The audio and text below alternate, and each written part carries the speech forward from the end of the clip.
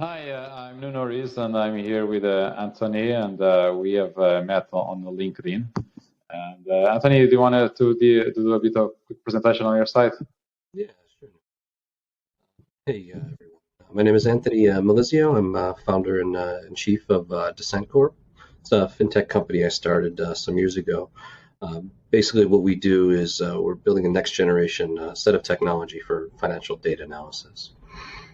And Yes, exactly. And I remember that we have met on the LinkedIn because at the time yeah, we were talking about the crypto and Bitcoin at the time. It was on the very hype, and we kind of connect each other for different reasons.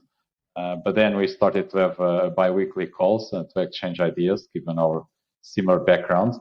And all of a sudden we realized that the best way to move forward with our relationship was like to have a coaching experience. So, Anthony, so do you have any questions? Let's then, do you have any questions regarding like the coaching experience or anything that you wanted to know more from me or during this call? yeah, I have a couple of questions. I know I've asked you before, but I think it could be of value to listeners here. So, kind of the first question is really what brought you to becoming a coach, and kind of in a more specific setting, what was it that you kept seeing time and time in your career that kind of irked you, was your impetus to switch to doing a coaching career? You said, you know what, this is a pattern here, this is something that I can shift gears and I can make into business, coaching people on, and something, it's a problem you can solve. Yeah, basically, I believe the all started in back in 2018 when I started to think about creating a business on my own, and I look into more on the technology side because that was like the logical steps following my background. So I've been looking into the blockchain, artificial intelligence, even quantum computing. But all of these technical aspects, they were really something missing in the puzzle, and I realized that was really that I wanted to have a much deeper understanding of human behavior. And a short story, I end up starting to coach people for free, and I had like this amazing feeling of accomplishment of helping others. And then I start to realize that there was not only this personal fulfillment on my side, but also that really there was a need in the market for people, especially in industries such as in finance, to have people move away from their routines on a day-to-day, to start to think in a different way and to create a different future from the default one that people usually just let things default on their front of them. And they're kind of this need to actually not only helping others, but also like to have moving people away from the routine. That was like really the building steps. But I also realized that was a bigger need for coaching across, in particular, in the financial industry, to increase the levels of self-awareness and the consciousness. And this is in particular in a world that I believe is moving towards more the self-delusion and self-deception. And therefore, coaching is really like a need to raise the levels of consciousness in the financial industry. Very cool. So I guess it kind of goes together with that. So now that you're kind of building up a repertoire of clients and you've been coaching for some time, each and every client brings a little bit something new to the kind of the puzzle as you're kind of perfecting your craft as a coach. So if maybe you could touch upon some of the lessons that you learn from each client and each client where the patterns are starting to evolve and what helps you to become a better coach each and every time, I think it'd be very valuable to understand. Yeah, absolutely. And I have to say that when I start to coach people, I kind of see in myself in many cases, like where I was like 5, 10 years ago, facing the similar challenge, making the same mistakes, the wrong thinking. So it is like a bit as going back in time and seeing myself in that situations. But as you said, each case is really a different case, and therefore there is like a need to have people be kind of asking questions so they can achieve to their aha moments. So they have realized that by themselves a better way of doing things. And there are indeed patterns behind all of this complexity, as you said. And one of them is an example of a pattern is that usually people believe they have a specific problem that they need to address. But in most cases, they're actually a bigger problem behind all the problems they have. So initial pattern is actually to uncover that from behind all problems. That is actually what is preventing people to move forward. So that is one case of a pattern. And I have to say that is really a need in terms of a professional coach is to identify these patterns, to have this bigger picture, because otherwise, as a coach, you're going to be lost in the endless number of different processes that the industry offers, and that process that really don't fit to anyone in particular. And therefore, you really need to be wise and to have a common sense of really apply high level principles to each case instead of trying to fit kind of solutions that really don't fit in anyone in particular. So it is really a kind of have that bigger level perspective, not to be lost in all these different processes that the industry offers, and have a kind of a wise solutions that really customized to the clients each case. It's interesting what you say in the pattern there, where it's basically like the process of self-awareness in your professional or personal journey, for that matter, is really a series of layers. And kind of each and every coaching session is effectively an opportunity to take one of those layers and pull it back and find what's kind of disguised beneath it. I think you referred to it as self-delusion. Yes, exactly. Mm-hmm.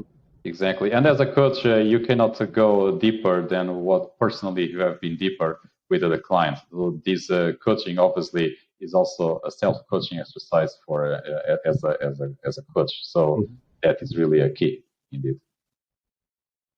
And Anthony, tell me from your perspective, given this was really the first time that you had a coach, in particular from a business perspective, what were, say, the main doubts before you start to have the coaching sessions with me?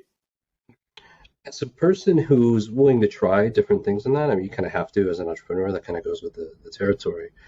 You know, one of the things that was kind of the immediate question that I had is, you could have therapy and counseling for your personal life, and coaching, how does it differ from therapy?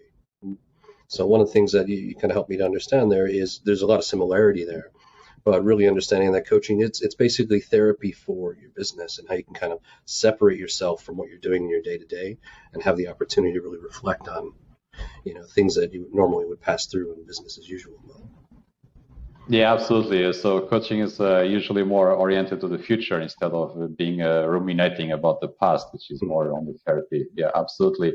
And given that, what do you believe to be the biggest benefit of the coaching sessions that you had with me that may have helped address a certain challenge in your business or career?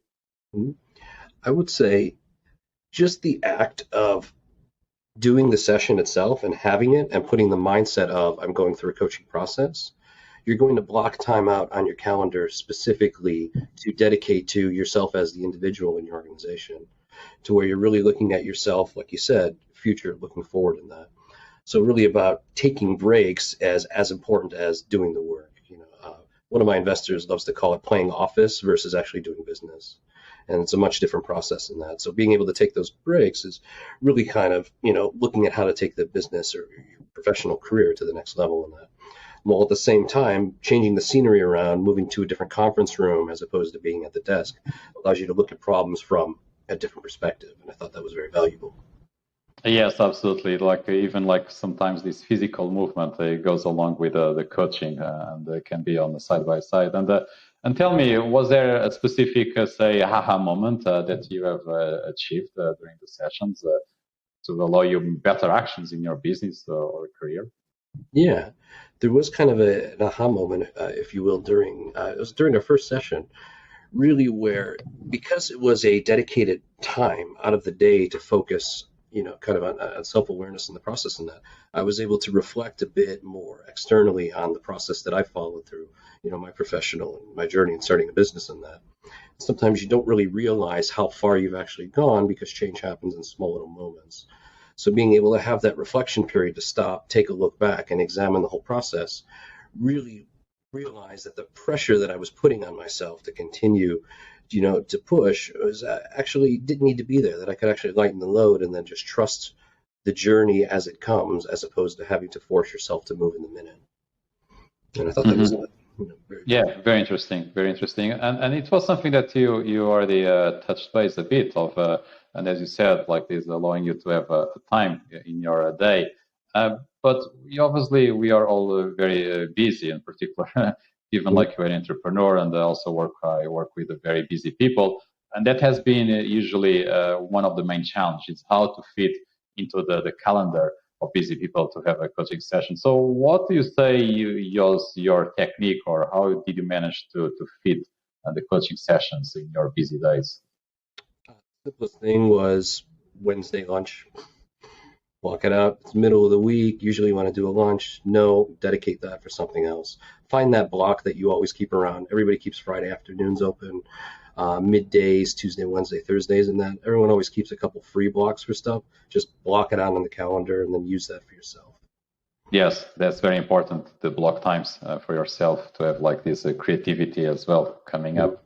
And finally, tell me, like as given that you have experienced this coaching for the very first time, what advice would you give to people that are interested having a business or a career coaching? What do you say to those people? For the people that have an interest in, doing a coaching process, you really have to ask yourself the question, do you really have a desire to put and enact meaningful change in your professional life, to really take your career, your business, whatnot to the next level in that?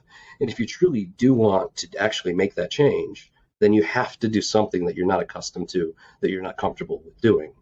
So by simply taking the act of saying, F it, let's go and try the coaching session. You just have to have that moment where you hit the switch. If the desire is there, you can hit the button and go ahead and do something that you would normally do, which would, be the coaching session. If you want to look at it from a purely economic perspective, you're not committing too much time. There's no downside. There's no worst case scenario. Your worst case scenario is, okay, Nuno, you're great. We'll talk to you later. The potential upside is you get to discover aspects of your journey that help you along the way, which is only going to give you dividends long term.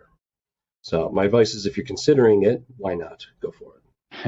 Yeah, absolutely. It's like creating that better future than letting the default future to unfold in front of you. Mhm. Absolutely. So finally, Anthony, so where people can find more about you, about your business, in case they wanted to reach out to you? Yeah. Easiest thing is our website, www.dissent.com, DISENT. Website doesn't actually talk about our new product launch in that.